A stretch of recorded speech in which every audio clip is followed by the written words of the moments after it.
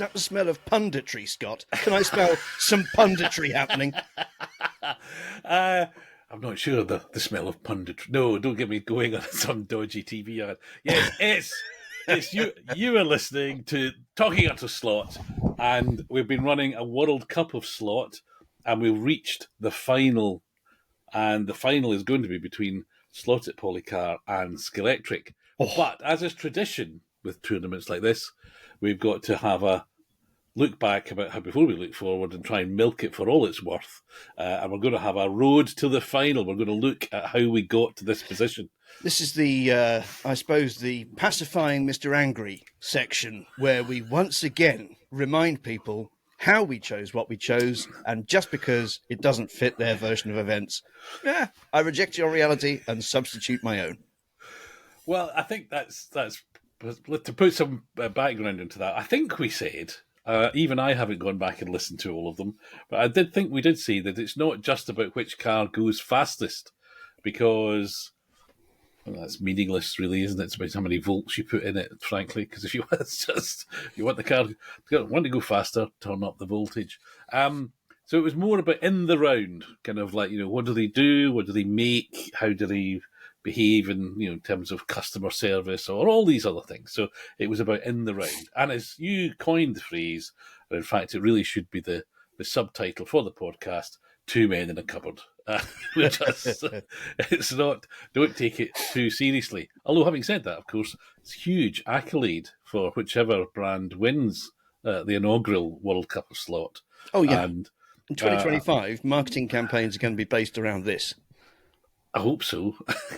I could do with some money. Have you seen how much money? No, we won't see any. There will be surreptitious spend on Slot Forum and other forums. Do you mean we're not doing it for the money? Oh, right, okay. I really hope not. You could say that about the day job as well. Say ditto. We're not. Yeah, we don't. This as is famously made clear, we don't make any money out of this. So anyway, enough of that preamble. So we've got to a final. There were 16 teams. We genuinely put them in a hat, or in fact, my giant pot, big great pot. So you're leading people astray there. It was a saucepan. It was a giant pot. It was the pot of Slot, and we randomly pulled out the names of the brands, and we dotted them onto the bracket, as we call it, or the tournament layout, the knockout. So it was completely random where they went to, and then it was about those pair-ups. So if we look at Slot at Policar first, they actually played the opening match. This, in another universe, this would have been televised live. The opening match between Slot at Policar and Pioneer. And it wasn't much of a challenge, I think, was it? We acknowledged that Pioneer do interesting and quirky things, but Slot at Policar do. And they are British. And we are regularly, I see in the comments, being told that we are showing home favour. But no, out you go, Mr. Pioneer. Jules, we love your work, but no. But no. So their first round was relatively safe. Then, and I don't think there's much more to be said about that. Then they moved on to facing one of the other controversial results, which was they faced Carrera in a quarterfinal. Carrera having beaten NSR, which was probably the most upsetting for literally tens of viewers. And the nature of that upset was, again, rooted in an obsession with speed rather than a holistic view, which includes track and figures and different scales and lots of different models and models which can crash and still work and all that other good stuff.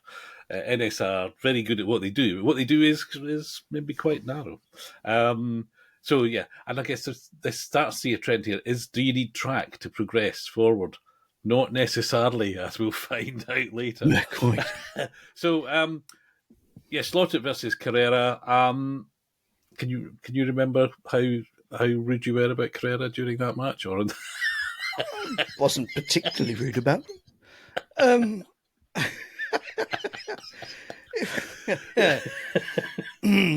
I mean, it was fine. It was absolutely fine. The point was made, I think. That was weird. I think it was a. I mean, it's an And interesting one. it was tongue in cheek, and I do believe, certainly having spent so much time working in Germany and going there out of choice, and Austria too, it would be taken in the spirit intended. I think it Think was. Was it? Sebastian Vettel doing his Monty Python impressions, things like that. I think we can't give too much away, but I think we've heard from people on the inside that it was all understood. Interestingly, as a form guide, so Slotted Carrera as a form guide for a Slotted Policar, I mustn't forget, combined, Slotted Policar Scalextric final. That's maybe a bit of the match ahead that suggested where that would go. I'll leave that hanging. Domestic toy maker versus Slotted Policar. Anyway, Slotted proceeded through to a semi-final where they faced SCX, who had beaten a number of people, but principally Fly, to get there. SCX in a final, again, this one didn't feel like it was great fondness of both SCX and rally cars that we have. It wasn't enough to outweigh the Slotted Policarness. Yeah, I mean, SCX cars are joyful things. My SCX World Touring cars are great. You just chuck them on the track and you have fun with them. My Volvo S60 is a prized thing. Their old NMPs were great. But, yeah, they didn't have enough to get across the line on this one. No. And so that's how Slotted got to be in the final. Now, when they face Scalextric, creators of the whole thing, I'm going to say that others might disagree, but there are giant books written about slot car racing. And obviously displaying our national bias. Well, possibly, but I think as we did cover before, I think our national bias counts against them more often than not. I think we give Scalextric a harder time because it's the home team. However, in getting to that final, they first of all beat Team Slot. Yep.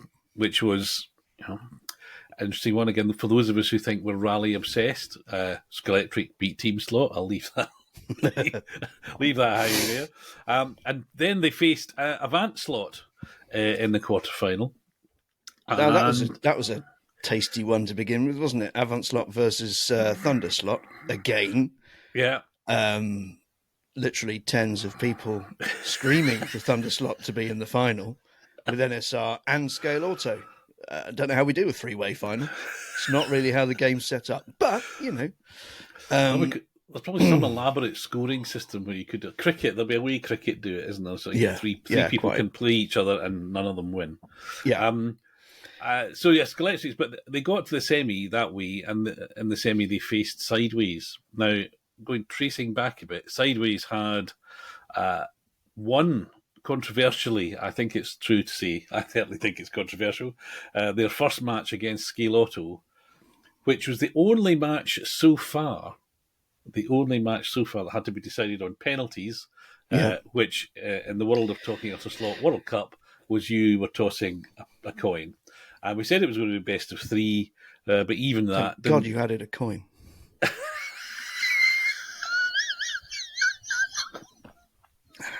Could have been nasty. We'd get a lot more views, but anyway. Anyway, your humorous deflection from the series point that Scale Auto went out on the toss, losing 2-0 to Racer Sideways in the very first match.